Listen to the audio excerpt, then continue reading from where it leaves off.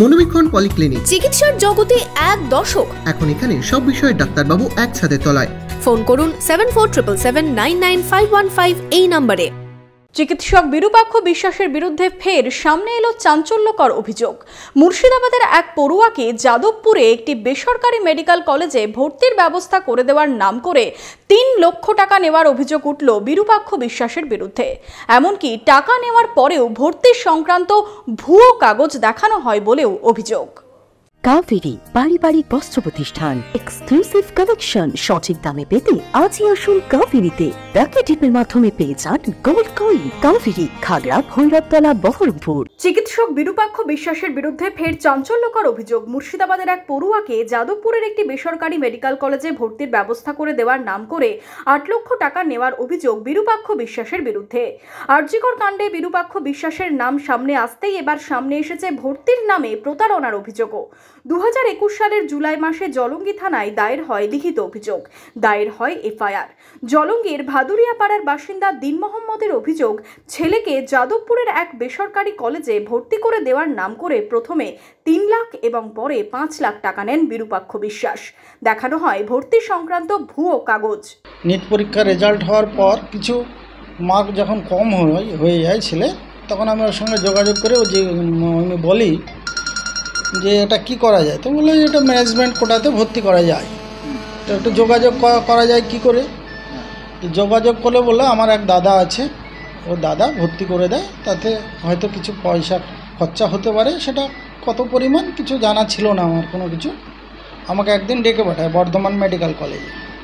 ওখানে আমি গিয়ে কথোপকথনের মাধ্যম দিয়ে আমার কত কি ভর্তি ফিজ টিজ লাগবে সমস্ত কিছু আমি ওনার সঙ্গে ডিটেলস আলোচনা করে আমাকে বলে যে আপনি আজকালের মধ্যে তাহলে সিট বুকিংয়ের জন্য আমাকে ৩ লক্ষ টাকা দিয়ে দেন। আর আমার সঙ্গে যেটা বললো কেপিসি কলেজে আমি অ্যাডমিশনটা করে দেবো, এর জন্য ৭৬ লক্ষ টাকা টোটালে লাগবে। সেটা ভর্তি করার সময় আপনাকে স্কুল টিউশন ফিজ হিসাবে চেক দিয়ে দিতে হবে। ওনাকে রবিবারের দিন আমার এখানে আমার নেট ব্যাঙ্কিং থেকে একবার ১,০০০, তারপরে ১,৪৯,০০০, একবার ১.৫ লক্ষ টাকা, মোট ৩ লক্ষ টাকা সেদিন পাঠিয়ে দিই। তারপরে একদিন দুদিন পরে আবার ফোন করলাম, স্যার আমার কি সিটটা ছেলের বুক হয়েছে? তো বললাম হ্যাঁ সিট বুক হয়ে গেছে, আপনাকে আর একদিন আসতে হবে বর্ধমানে। তারপরে মধ্যে আসার আগে ডেটটা দিয়ে দেবো বলে তার একদিন আগে আমাকে ফোন করে বলছে এবার ৫ লক্ষ টাকা আপনাকে লাগবে। আমি বলছি কেন ৫ লক্ষ টাকা কী জন্য লাগবে?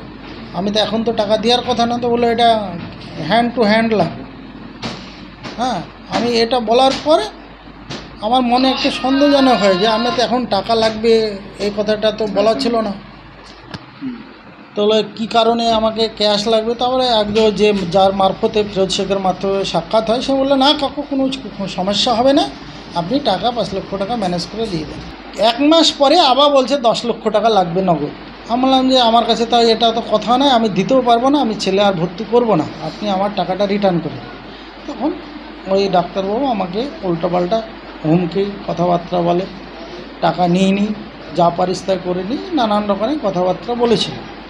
বলার পর আমি কিন্তু ওনার সঙ্গে আর সেই যোগাযোগ করিনি। আমি আইনের আশ্রয় গিয়ে জলঙ্গি থানায় এফআইআর করি, প্রথমত জেনারেল ডায়েরি করি। তারা কিছুদিন পড়ে থাকার পরে দেখছি যে কোনো কিনারায় হয় না, কোনো তদন্ত হয় না, আমি কোর্টে কেস করি। ভাদুরিয়াপাড়া বাড়ি, দিন মোহাম্মদ ভদ্রলোক, ওনার ছেলেকে ভর্তি করে দেবো বলে ওনার কাছে বেশ কিছু টাকা নিয়েছে, প্রায় কয়েক লক্ষ টাকা নিয়েছিল। এবং সেই সময় আমরা থানায় কমপ্লেন করি,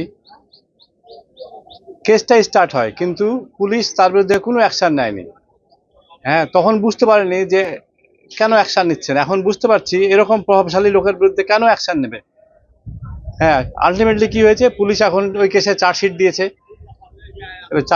ম্যাজিস্ট্রেট ট্রাইব্যুনাল সেকশনে। কেসটা স্টার্ট হয়েছিল 420 এবং 406-এ। এবং স্বাভাবিকভাবেই সিজিএম কোর্টে আমাদের এখানে মুর্শিদাবাদে সারেন্ডার করেছে এবং উনি বেল পেয়েছে।